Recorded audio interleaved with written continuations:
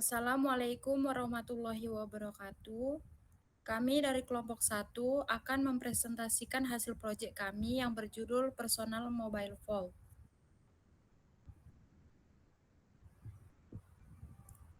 Memasuki latar belakang di mana keamanan data pribadi pada perangkat mobile menjadi perhatian utama seiring meningkatnya ancaman digital dan potensi kebocoran informasi pengguna.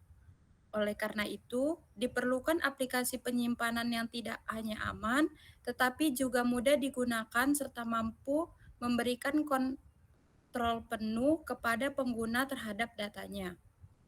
Dalam proyek ini, Flutter dipilih sebagai framework utama karena kemampuannya mendukung pengembangan lintas platform dengan performa tinggi dan tampilan antarmuka atau UI yang modern serta responsif, sehingga mendukung terciptanya aplikasi penyimpanan pribadi yang aman dan efisien di berbagai perangkat mobile. Kemudian tujuan dari proyek kami ini yang pertama, mengembangkan aplikasi vault pribadi berbasis Flutter. Yang kedua, merancang UI UX Flutteristik dan responsif. Dan yang ketiga, menerapkan keamanan dasar dengan autentikasi dan enkripsi lokal. Selanjutnya akan dijelaskan oleh rekan saya, Pebi.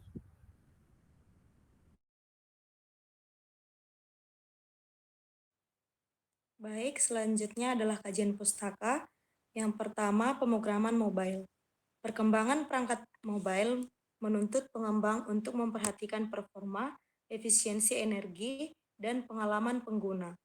Pengelolaan proses asinkron, lazy loading, serta optimalisasi memori menjadi faktor penting agar aplikasi tetap responsif di berbagai kondisi perangkat.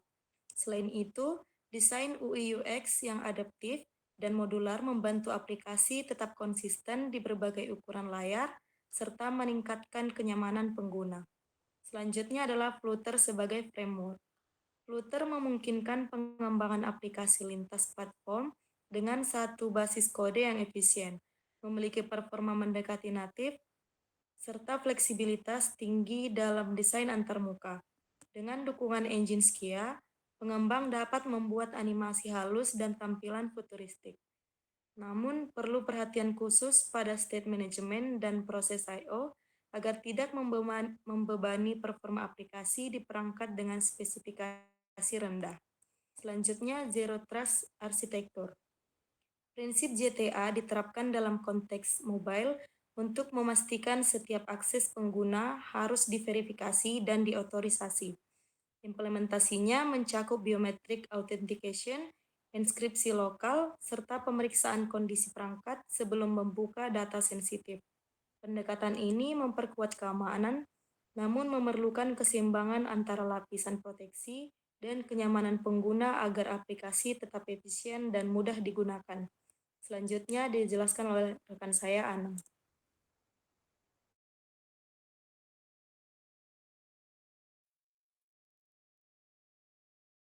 Untuk selanjutnya kita masuk ke dari flowchart aplikasi atau alur kerja dari aplikasi yang kami bangun ini.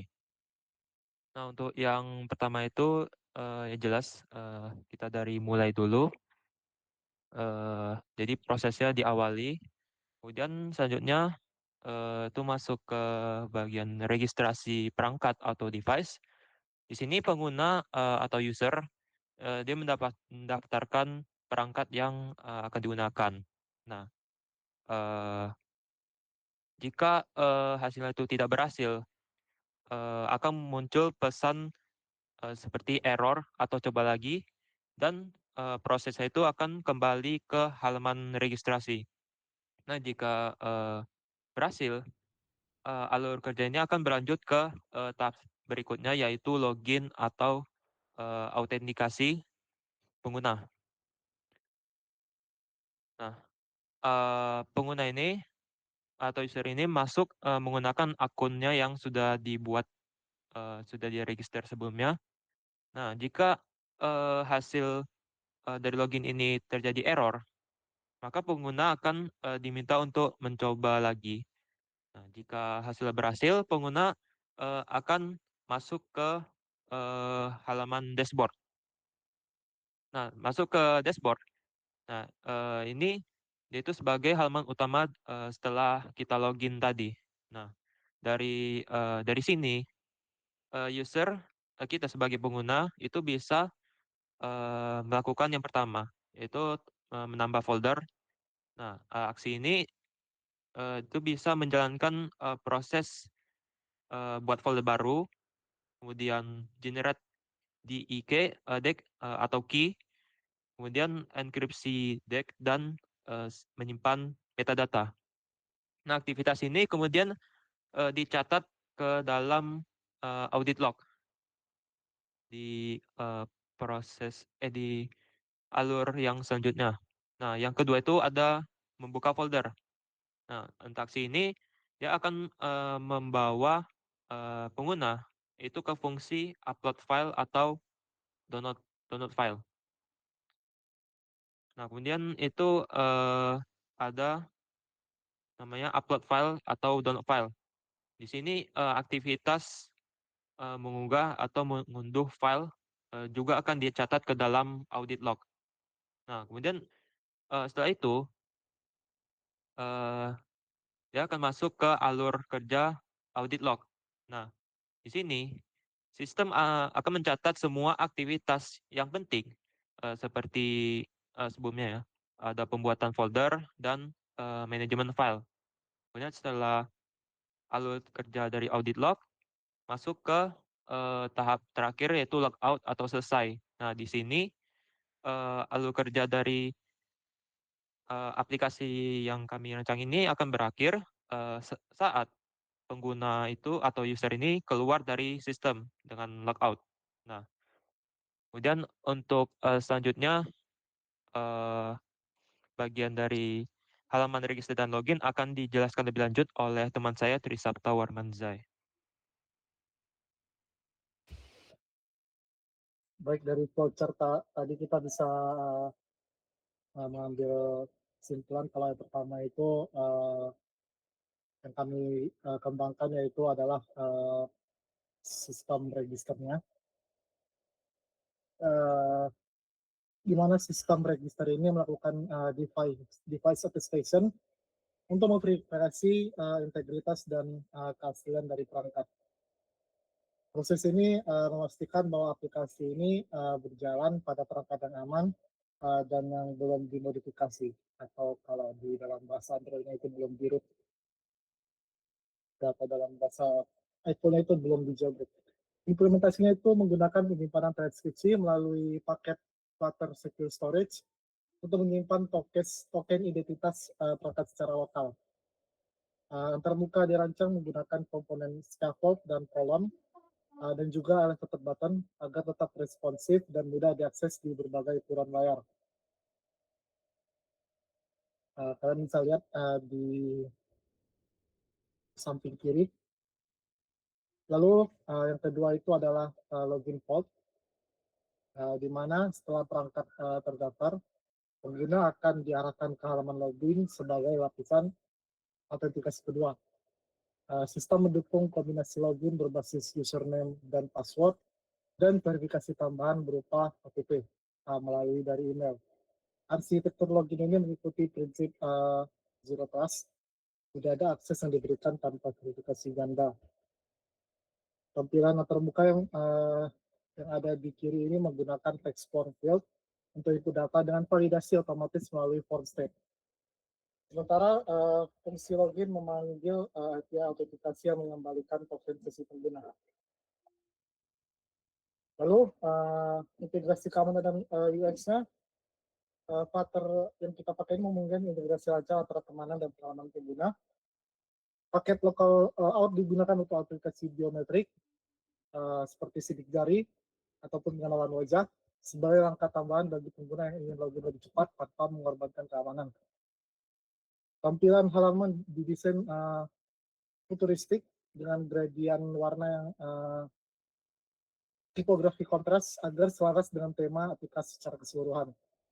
Proses login dan registrasi juga dilengkapi animasi transisi yang smooth menggunakan page root builder sehingga pengguna merasakan perbedaan halaman yang lebih smooth dan profesional. Untuk selanjutnya akan dilanjutkan oleh teman saya Adam.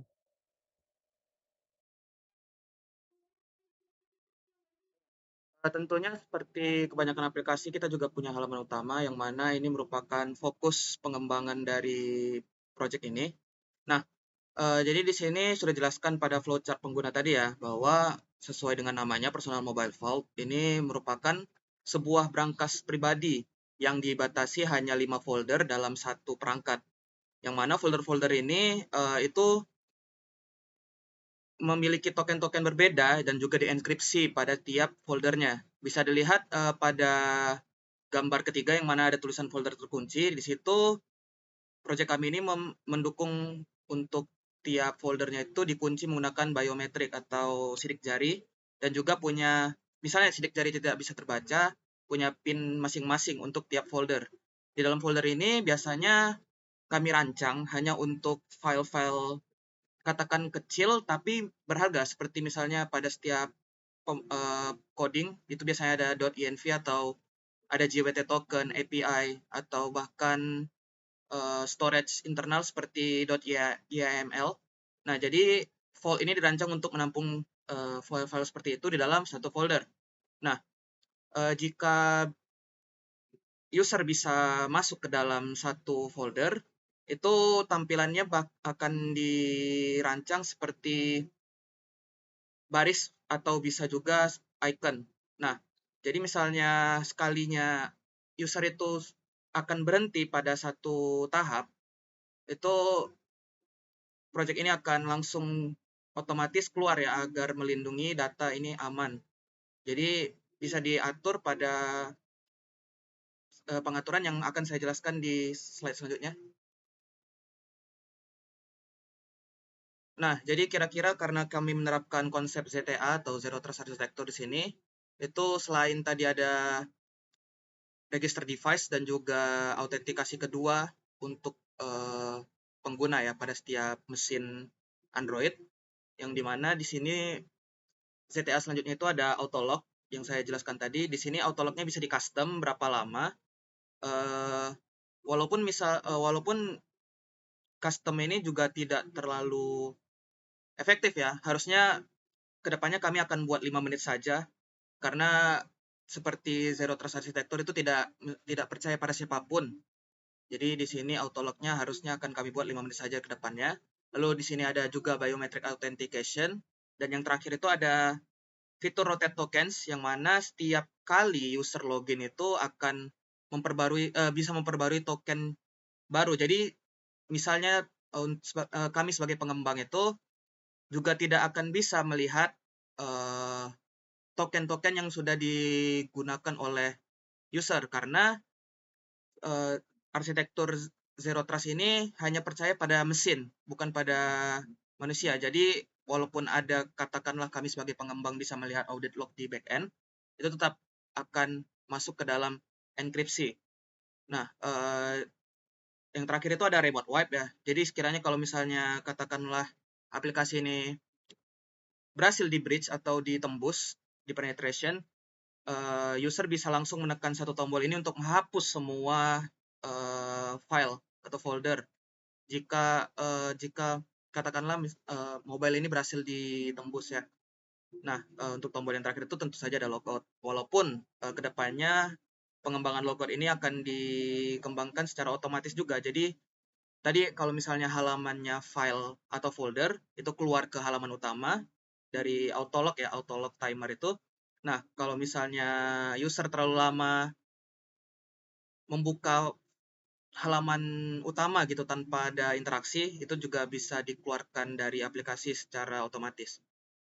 Begitu kira-kira Zero Trust Architecture yang kami terapkan pada proyek kami. Untuk ingin mengetahui penjelasan mengenai Zero Trust yang ada di dalam aplikasi ini, mungkin bisa melihat artikel yang akan diterbitkan dengan fokus kepada Zero Trust Architecture-nya. Nah, mungkin sekian presentasi dari kelompok kami perihal Personal Mobile Vault ya. Tentu saja program ini masih dirancang pada minimum viable product atau MVP yang mana tidak menutup kemungkinan untuk dikembangkan di masa depan. Dengan begitu, kelompok 1 pamit undur diri. Wabillahi taufiq wal hidayah. Assalamualaikum warahmatullahi wabarakatuh.